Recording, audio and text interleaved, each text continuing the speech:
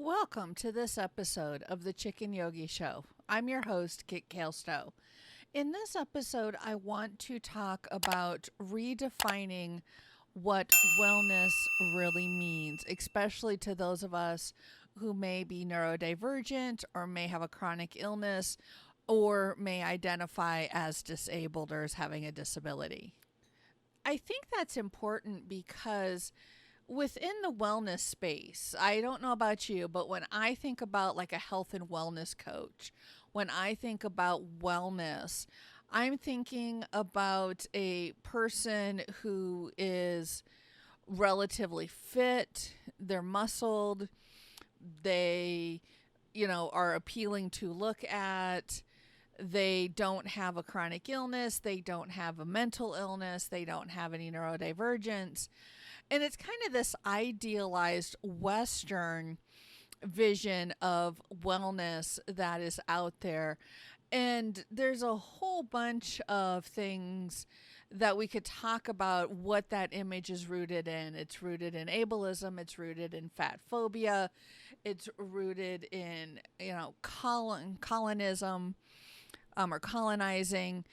It's not really an ideal vision of wellness for a lot of us because let's be honest, I think if you open the pages of any health and fitness magazine, the vast majority of people in our lives, and quite possibly you, the listener, certainly me, don't look like what's in those pages. And so my idea of wellness is to go beyond those images, to go beyond the cultural belief in wellness. And this is an issue that's pretty important to me because I was diagnosed with fibromyalgia back in the early 2000s. Then, as in now, I never received adequate health care, and I have had to basically figure it all out on my own. Fibromyalgia, I'm going to talk about this in a future podcast episode. But unfortunately for many doctors, fibromyalgia is a throwaway diagnosis. It's a diagnosis of exclusion. So if they can't figure it out, they go, oh, it must be fibromyalgia. And then they quit looking. And that leaves the patient or the individual to try to find that sense of wellness for themselves. And that brings you to where, as somebody with a chronic illness, as somebody who is disabled, not necessarily by that chronic illness, but by the social model of disability, where I can do things. Clearly, I can work on the homestead. I can talk to you like this. I can, work as the chicken yogi. I am not disabled per se, but by my disability, but there are things that I can't do or that bring me great pain. And so those are the things that society disables me. I'm not necessarily disabled, although I do have, better days and worse days and high pain days. And so because of that, I do identify as disabled. And so the question becomes, can somebody with a disability actually experience wellness? And my answer to that is yeah, of course we can. So let's unpack what wellness is. The definition of wellness, according to my good friend, the Merriam-Webster Dictionary, and I always like to start with the dictionary definition of words, it's the geek in me, says the quality or state of being in good health, especially as an actively sought goal. Well, gee, that sounds a lot like what I was talking about when it comes to kind of what society thinks wellness is. Unless if we drill down a bit further and look at health, the version of health is the condition of being sound in mind, body, or spirit. Definition 1B, the general condition of the body. The second definition, a condition in which someone is thriving or doing well. And then 2B says a general condition or state. And then the last definition is a toast, like toasting to someone's health. So, if it's a condition in which someone or something is thriving or doing well, again, I ask, can somebody thrive or do well if they are disabled, whether by their illness or by society? My answer again is going to be yes. And the reason why is you get to decide what health and what wellness means for you. I know what it means for me. So for me, when I say wellness or when I say health, I want to be able to take care of myself and take care of my homestead and my animals and take care of my spouse. Let's be honest, I have to take care of my spouse. But I want to be able to do these responsibilities at my own pace, in my own way, in a way that feels good to me. I want to feel like I have had a productive day, and I could unpack that because there, capitalism, ableism, productivity has a lot of things wrapped up in it. But I want to feel like I had a good day and I was not brought down by anything else in my day. And so wellness to me really comes along with that. Wellness really starts to think about, okay, how are my thoughts? Well, it's a funny thing. And I, believe I've talked about this in an earlier podcast. Unfortunately, I can't find those files right now. But when I am left alone to do my stuff, to record these podcasts, to work on chicken yogi, to do yoga, to meditate, when I am left to my own devices, I actually don't need my anxiety medicine. I am well. And if you do need medicine, that doesn't mean that you're not well. But for me personally, I am better when I am left to my own devices because I am much better able to control my thoughts, to control what I'm thinking or doing. And likewise with the pain levels, when I am able to have that control over my day, have that control over my thoughts, my feelings, be able to stretch a little bit, do a little bit of yoga if that feels, good to me in the moment, able to do some deep breathing, some meditation, certainly, being active, spending time with my horses, all of that is good stuff. And when I am able to do that without any sort of interference from other things, when I am not put under the stress or the pressures of employment for somebody else, then I am able to be well. And so that is the wellness that I am working towards. I, may have days where I do need those medications. I may have days where I contemplate using my cane, but that doesn't mean that I'm not well. And again, if I see you, I don't assume that you're not well because you're using a mobility aid. In fact, I would say a mobility aid aids in your wellness and in your mobility, and actually makes it more likely that you're experiencing wellness because you're able to get out and about, or you're able to simply stand, or able to motate around, do things that you want to do in a way that feels good to you. And that's really what wellness is about, is being able to live our lives feeling good in body, mind, and spirit. That doesn't mean that we won't have the occasional aches and pains. That doesn't mean that if we experience a chronic illness that we would be dealing with it as far as the symptoms, as far as flares. None of those things detract from wellness. And there's a reason why I'm talking about wellness. I'm talking about wellness because for a while I shied away from it. I wanted to talk about yoga and the yoga principles and the spiritual properties of yoga, likewise with meditation. I wanted to talk about meditation, the various ways you can meditate. I wrote a book about it, the 5-minute meditation solution. I wanted to talk about these things, but not really get into the socioeconomic or systemic issues of talking about health and wellness. I didn't feel qualified to do that. Well, the thing is, the more that I got into the yoga world, the more that I took continuing education hours, the more that I talked to other instructors in the yoga world, I realized something. There is a very small subset of individuals in the yoga world who are talking about yoga for everybody, who are talking about yoga for fat people. And I say that because, again, I am one of them. I have a large body. I take up space. It also means that I do yoga in a different way. I recently took a training class on plus size yoga, and as a plus size person with yoga training watching this, my jaw was on the floor because I was like, clearly this person has no experience in a larger body. Clearly this person has no experience working with individuals in a larger body. Therefore, what they were teaching would be completely unattainable for most people coming into the yoga space, or even people who have been in the yoga space for a while, but who may be a larger body.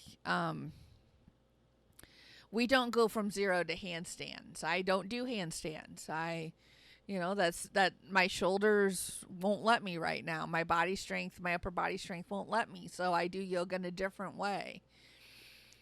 But I find that there's wonderful people in this space. I follow quite a few of them on Instagram and on social media, and I love the work that they're doing.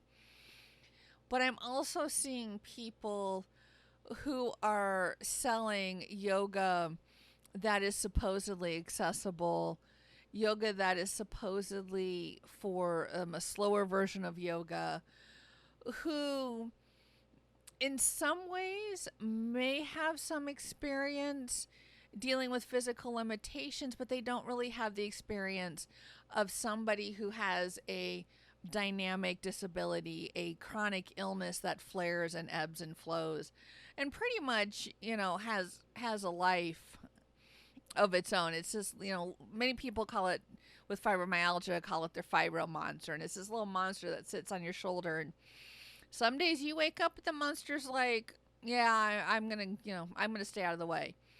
Some days you wake up and the monster is like, no, you ain't doing a thing today. And so when you live with that, that's a different, unique lived experience. And I realize that there's not enough people in the yoga or wellness space. Again, as somebody who's looking at doing some strength training, I realize as I'm getting older and I'm thinking about my family, thinking about my mother, my grandmother, my aunts, and everybody on that side of the family seems to have all the same conditions. And I see those conditions on the horizon for me, and I would like to not have that happen. And so, when I look at that, there's things I want to do. I want to get some strength. It would help me with the homestead. It would help me do chores here around the property. It would help me take care of the land, and it would just help me, frankly, feel better. Working in the garden for an hour or even a half an hour shouldn't make my legs feel like little, gummy worms, that sort of thing. And so, I do yoga a lot to help with that, and I want to look into other forms of fitness. Well, again, I'm being bombarded with images and with things that are not conducive to me feeling welcome in that space. And so that's why I'm talking about wellness here and thinking about how we redefine wellness, because how we define wellness determines who is welcome in that space. And even though I teach virtually, and I will be teaching through the Charm Chicken Club, which may be open by the time this podcast gets released. It may not. We'll see and find out. But the thing is, even though I'm teaching virtually, I am opening my doors to you, and I want you to feel welcome. I want you to feel welcome, whether you're neurodivergent, whether you have a chronic illness, whether you identify as disabled, whether you don't identify as any of those things, but are just looking for a beginner friendly, slow yoga experience that isn't all about how many complete sun salutations you can do in 5 minutes. There's a place and a time for hot yoga or fitness yoga. That place and time does not currently have any place in my yoga regimen because that is not how I choose to experience my body. And to me, yoga is all about experiencing the body. It's all about experiencing the breath, becoming one with your breath, becoming one with your body. And I just personally don't feel that hot fitness yoga is conducive to the spiritual aspect of that. There are certainly a time and a place for that. I used to run, and I know when I was running on the treadmill, you kind of hit this zone and it's just you and your body and your legs and you're in the zone. And yoga can bring you that, and even hot yoga can bring you that. I'm just there's no place for that in my life right now. There may be a place for that in the future, but for what I teach and for making sure people are welcome, I want you to leave a class thinking, "Hey, I did that. Hey, that felt interesting in my body. That's something I haven't experienced before." I don't want you to leave feeling discouraged. And so that's why my yoga is accessible, slow yoga. And that's how I speak about wellness, because if I speak about wellness from a model of health, and I'm not perfect about this, I do the best I can. We all do the best we can. But I am sure there are places and there are times where I can refine my language, and I will work on doing that. When I speak about wellness, I actually hope to study as a health and wellness coach. I'm currently mapping out some postgraduate work right now. Once I graduate with my bachelor's in psychology and religion, which should happen by the end of next year, I'm thinking about going on and furthering my education. And part of that quite possibly could be education and health coaching. And one of the reasons why that feels so right to me is because I'm sitting, here in my office cabin in rural Missouri thinking, people like me deserve health coaches too. People who are mobility challenged, people who live in a rural area. And so you basically shop at the local supermarket, which doesn't have a lot of things, or Walmart. And I mean, Walmart is my health food store, and Walmart doesn't have that good of a selection. Lost my words there for a moment. The selection. I lived in Des Moines before we moved down here, and grew up in Iowa City. Oh, the new Pioneer Co-op. I love it. But we don't have anything like that here. We do have a pretty decent farmers market locally, but that also is more expensive. And so when you're dealing with a budgetary constraints, there's a whole bunch of socioeconomic things that go into it. And so when that happens, that's going to limit what you can do. When Amazon has to be where you get your protein powders or where you get your special health food, I happen to get a lot of my supplements from iHerb. Not just because of their silly name, but because they have it. It's at a good price. I get it within a few days, and I can't buy it locally. And so I have to buy it online. But when you live in an area where the internet is where you have to shop, when you deal with a chronic illness, health coaching and wellness is going to look so different for you than, it looks different for me here than when I lived in Des Moines. It looks different for me than some of my friends who live closer to bigger cities who have access to a lot more. I don't even think I have a local yoga studio. There may be someone, but all I see on Facebook is notice of canceled classes. So I don't even know if they're actively practicing, if I wanted to take classes with somebody. So again, the internet is my yoga studio. And we have to think about, how does that look? How does that interaction change? And so I've rambled here a bit. I've talked for about 20 minutes, but I think we really need to reevaluate wellness and what wellness means for you, what wellness means for me, what I think wellness looks like as a community. Again, my goal would be to have everybody doing what they want to do, doing what they can do, and feeling good about that. I think any other definition of wellness really starts to get into a lot more of the isms that we have in this world. And there will be times when you won't feel good about what you can do because you remember what you could do before. And there's grieving in that process and grief that needs to be understood. And we need to be aware of that as a health coach.